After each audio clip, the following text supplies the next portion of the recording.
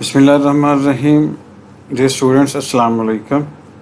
This is Shabir and we are in English language BSc compulsory class. We are back with the new discussion and that discussion is about The Damned Human Race by Mark Twain. Let's start our discussion. Story और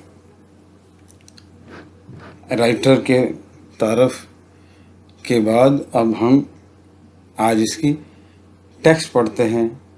इसके बारे में हमने जो important points थे वो भी discuss किए थे ब्रीफली। इसका इस आर्टिकल की एक आप कह लें एक्सरे सा हमने निकाला था कि इसके अंदर क्या क्या चीज़ जो है वो डिस्कस की गई। आज इसकी ओरिजिनल एक्चुअल जो टेक्स्ट है ना उसे हम देखते हैं कि क्या है। लेकिन उससे पहले थोड़ा सा जो टाइटल है उसके बारे में देखें कि ये है द डैम्ड ह्यूमन रेस। इसे बेटा ये जो एन है ना ये वाला, ये एन जो है ये साइलेंट है, इसको नहीं पढ़ना, ये डैम्ड पढ़ना है इसे। ठीक हो गया। और ह्यूमन रेस सही होगी बात। देखें ये जब किसी वर्ड के अंदर ये ए आ जाए, ठीक है, और उसके दरमियान में कोई कॉन्सोनेंट हो और उसके बाद जो है वो वॉल साउंड आ जाए, जैसे ई आ जाए, ठीक है, तो उसका देखिए किस तरह से प्रोनाउंसिएशन किस तरह से बेटा चेंज होता है वो आपने देखना है। एक वर्ड है ना रैट, ठीक है, RAT रैट। जब उसके आगे ई लग जाता है तो हम उसे क्या प्रोनाउंस करते हैं? रेट। बिल्कुल ठीक है। आगे एक और चीज़ देखें BAT बैट, ठीक है। अगर टी के आगे ई लग जाए तो उसे हम कहते हैं बेट। इसी तरह से जब वर्ड हो MAL मॉल, लेकिन उसके आगे ई लग जाए तो इसका प्रोनाउंसिएशन जो है वो मेल हो जाता है। असल में बात करने की जो वजह है वो ये मैं आपसे अर्ज करना चाह रहा हूँ कि ये जो हमारा फर्स्ट लेटर है ना, जिसे हम आम तौर से ए प्रोनाउंस करते हैं, ठीक है, ये असल में इसकी साउंड जो है ना अगर आप डिक्शनरी में चेक करें तो वो आपको ए साउंड नहीं बल्कि आपको वहाँ पे लिखा हुआ इसके प्रोनाउंसिएशन में ये चीज़ लिखी हुई नज़र आएगी AI, राइट। ये प्रोनाउंसिएशन इसका बनता है ए, ठीक है। इसीलिए हम इसे कहते हैं रेस। जहाँ पे भी कोई ये वाला वर्ड आएगा, फर्स्ट लेटर जो है हमारा ए और उसके बाद कोई कॉन्सोनेंट और उसके बाद फिर जब ई आ जाएगा तो हम इसे ये वाली साउंड देते हैं, ठीक है। थोड़ा सा जैसे हम उसके अंदर थोड़ा ट्विस्ट आप उसे कह लें, थोड़ा लंबा कर देना होता है, ठीक है, ए, राइट। ऐसे ही इसलिए हम इसे कहते हैं नेम की बजाय नेम, पेज की बजाय पेज, थोड़ा सा ट्विस्ट देना है। इसी तरह से there are so many words. Mat है उसके आगे ई लगाते हैं तो फिर हम क्या कहते हैं? मेट। मेरी बात समझ रहे हैं ना? राइट। अब इसी तरह से कुछ हमारे ऐसे वर्ड्स हैं जो हमारी ज़ुबान में वो थोड़ा या तो मुश्किल होता है, हमारे वोकल कॉर्ड्स नहीं ऐसे हैं कि हम उसको प्रोनाउंस करें, या फिर एक ख़ास साउंड जो है वो चलती आ रही है और मुसलसल वो चलती ही जा रही है। People simply keep on pronouncing it in a very wrong way. लेकिन फिर जब थोड़ा टाइम गुजरता है तो फिर हमें एहसास होता है कि भाई ये तो थोड़ा गलत है। किस तरह से? ये देखिएगा ज़रा। फर्स्ट बेटा हमारे पास यहाँ पे है जो वर्ड वो है दी, ठीक है ना, हम इसे दी प्रोनाउंस करते हैं, ठीक है। इसके बारे में थोड़ा सा ये समझ लें कि अगर इस दी या दा के बाद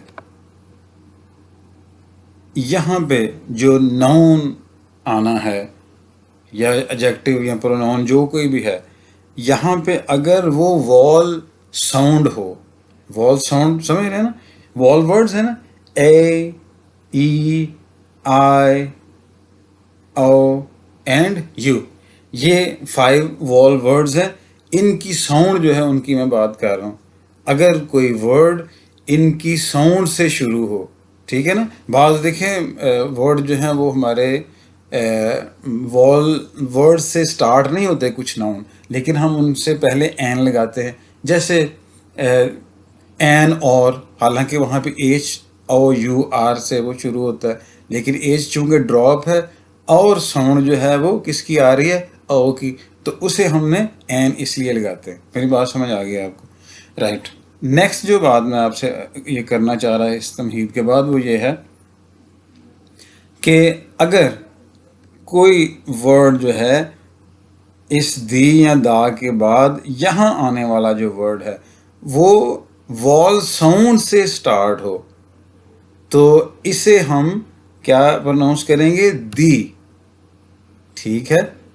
अगर फिर से सुन लें, अगर कोई वर्ड जो है दी के बाद आने वाला, ठीक है, नाउन या प्रोनाउन या एडजेक्टिव ही होगा इन तीनों में से, तो हमने अगर वो वॉल साउंड से शुरू होता है तो इसे हम दी पढ़ेंगे, वगरना दा। यहाँ पे जो है वो द डैम्ड ह्यूमन रेस, ठीक है, बात समझ लगी ना, कि इसके बाद दा के बाद अगर यहाँ पे कोई वॉल साउंड से वर्ड शुरू हो रहा हो तो फिर दी है। जैसे हम कोई ड्रामा या कोई मूवी जब कोई फिनिश होती है तो हम उसे लिखा होता है ना लास्ट पे, तो उसे हम क्या प्रोनाउंस करते हैं, दी एंड, ठीक है, उसे द एंड नहीं कहते, दी एंड इसलिए कहते हैं क्योंकि आगे वो जो उसका वर्ड स्टार्ट हो रहा है वो ई से, वॉल जो वर्ड है वॉल साउंड से स्टार्ट हो रहा है, ठीक हो गया। इसी तरह से मैंने आपसे अर्ज किया कि जितने भी वर्ड्स हैं जो वॉल साउंड से स्टार्ट होंगे उसके साथ हम जब इसे लगाएंगे टी एच ई को तो इसे हम प्रोनाउंस करेंगे दी, अदरवाइज हम उसे दा प्रोनाउंस करेंगे। जैसे दी अर्थ, दी एंड, ठीक है। और जितने भी वर्ड्स जो हैं वो जो वॉल साउंड से स्टार्ट हों उसके साथ हम दी उसे प्रोनाउंस करेंगे।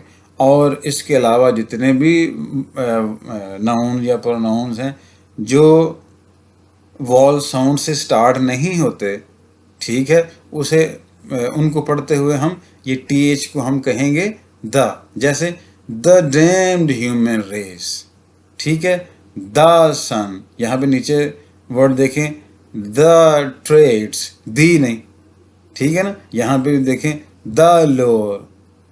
तो जहाँ जहाँ पे जो फर्स्ट जो लेटर है वो वॉल साउंड वाला नहीं होगा तो हमने उसे दा प्रोनाउंस करना है।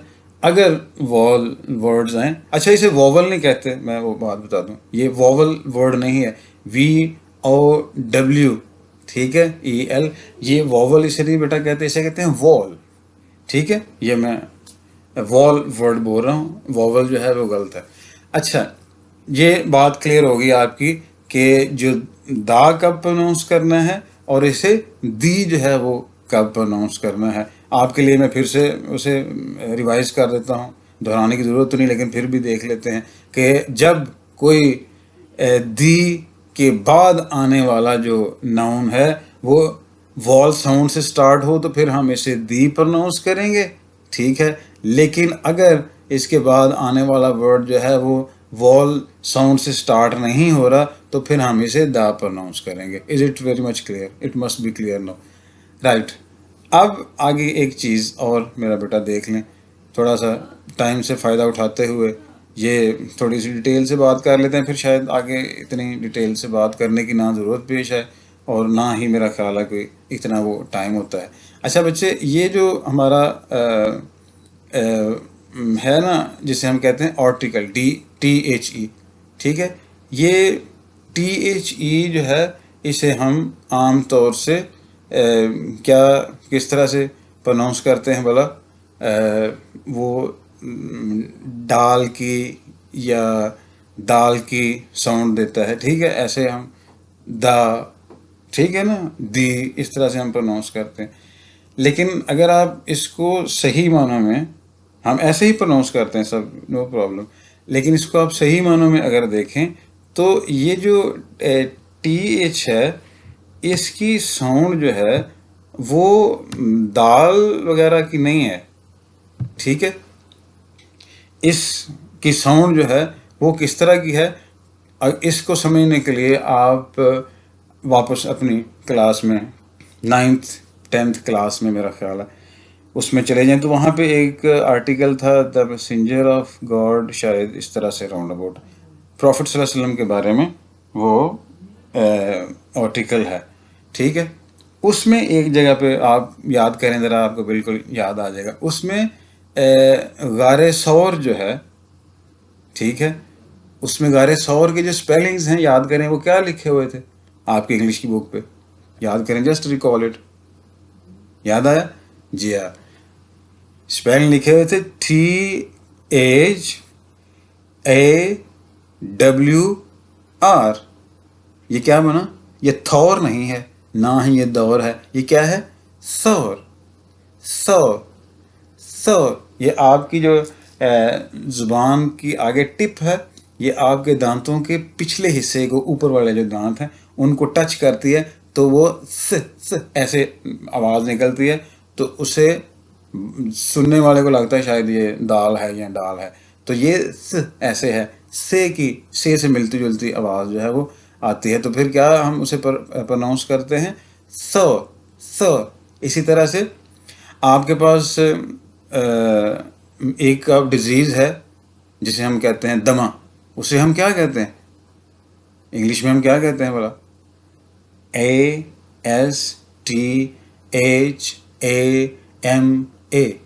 क्या इसे प्रोनाउंस करते हैं? हम कहते हैं एस्थमा, कहते हैं ना। अब ये देखें कि ये अभी मैंने बेटा आपसे अर्ज किया है ना कि TH जो है ये से की आवाज़ देता है, से मिलती जुलती आवाज़ है, ठीक है। अब यहाँ पे आप देखिएगा इसे कैसे प्रोनाउंस करना है। ये है एस्थमा, एस्थमा नहीं है, एस्थमा, एस्थमा। वो जो से और सीन की आवाज़ है वो आपस में मर्ज हो जाती हैं और वो एस्थमा प्रोनाउंस उसे करते हैं, एस्थमा नहीं। Got it? मेरा ख्याल है आपको बात जो है वो क्लियर हो गई होगी। आप जब कहीं इंग्लिश मूवीज़ देखें या इंग्लिश नेटिव स्पीकर जो हैं उनको बेटा सुने ना, तो आप ज़रा देखिएगा, जब वर्ड आता है ना, जैसे हम कहते हैं आई थिंक, तो वो आई थिंक नहीं कहते, वो आएगा आई थिंक। ये देखें, आई थिंक, ठीक है, वो से की साउंड देता है। मेरी बात क्लियर हो गई मेरा ख्याल है। अब आगे चलते हैं, देखते हैं जी कि आज हमारा ये जो लेसन है ये क्या है। इसकी मैं ट्रांसलेशन करूँगा ताकि आपको चीज़ें ज़्यादा से ज़्यादा क्लियर हो जाएं, इसकी अंडरस्टैंडिंग अच्छी होगी तो फिर ज़ाहिर है आप इसके ऊपर जो क्वेश्चंस हैं वो भी आप उसका आंसर करने के काबिल हो जाएंगे और आपकी वक़्त जो है वो भी इससे बढ़ेगी, नए नए वर्ड्स आपको मिलेंगे। बड़ी अच्छी बात है। मैं पढ़ता हूँ, आप ज़रा थोड़ी इसमें देखिएगा कि पढ़ना जो है वो कुछ वर्ड्स जो हैं उसको हम किस तरह से हमने पढ़ना है। ये अगर कहीं गलत पढ़ते रहे हैं तो उसको ठीक कर लेंगे। I've been studying the traits and dispositions of the lower animals. इसे आप एनिमल नहीं पढ़ना, animals so called, and contrasting them with the traits and dispositions of man। अच्छा, यहाँ पे आज चूँकि वो हमारा रीडिंग का फर्स्ट है लेक्चर, तो कई जो चीज़ें हैं ना वो मुझे रोक के वो क्लियर करनी पड़ेंगी। ये मेरा बेटा ये जो वर्ड होता है ना, आपको माशाल्लाह वेल अवेयर होंगे कि जिसे हम पढ़ते हैं ना ऑफ, ये असल में ऑफ, इसे हमने प्रोनाउंस नहीं करना होता, इसका प्रोनाउंसिएशन है ऑव। वी लिखा OF जाता है, लेकिन जो प्रोनाउंसिएशन है या प्रोनाउंस जो है वो क्या होता है? वी प्रोनाउंस होता है, ऑव। जो ऑफ है वो OFF वाला ऑफ है। मेरी बात क्लियर होगी?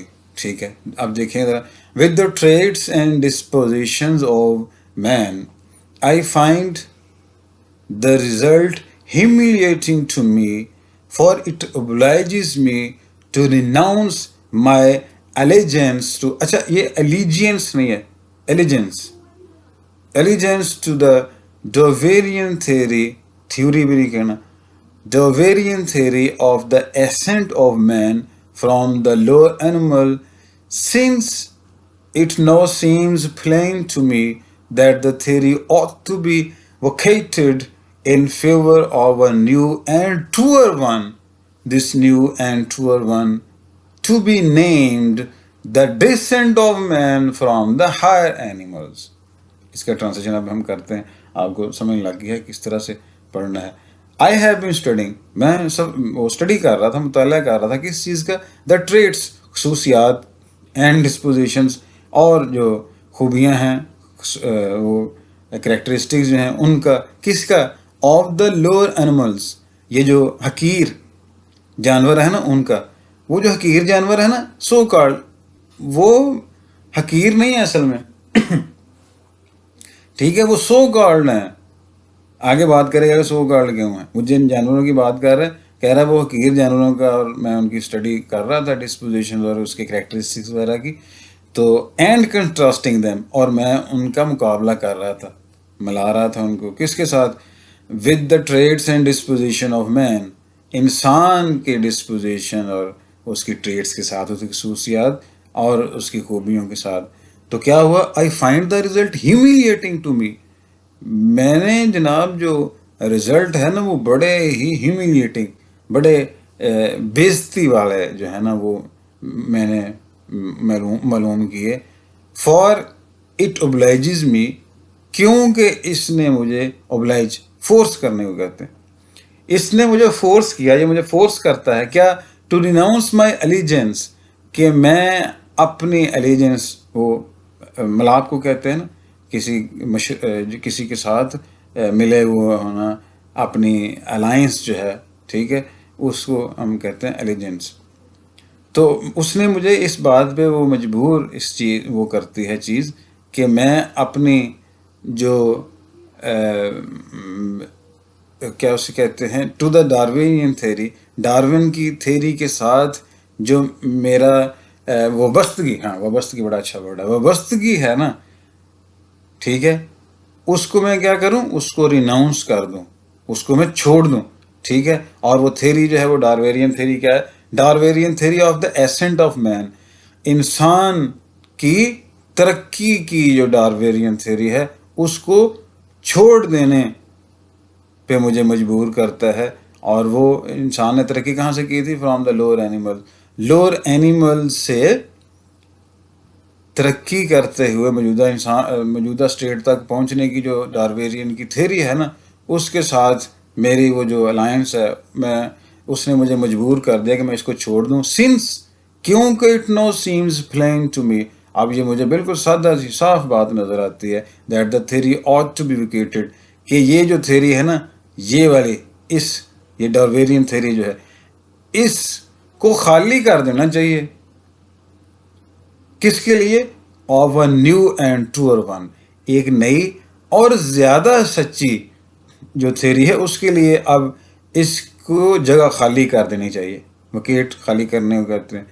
This new and truer one, ये नई और ज़्यादा सच्ची जो थेरी है, क्या है, वन टू बी नेम्ड, उसको नाम ये दिया जाना चाहिए, क्या, the descent of man from the higher animal, के इंसान की आला जानवरों से नीचे की तरफ तनज़ली, बजाय इसके कि इंसान जो है वो लोअर एनिमल से तरक्की करके मौजूदा जो है स्टेज तक पहुंचने की जो डार्वेरियन की थेरी है, उसकी बजाय इसको, इस थेरी को ख़त्म करके, तो हमें अब इस थेरी को मानना चाहिए और इस डार्वेरियन थेरी को भी चाहिए कि इस नज़रिए या थेरी के लिए जगह जो है वो खाली कर दे, क्योंकि ये नई भी है और ज़्यादा सच्ची है।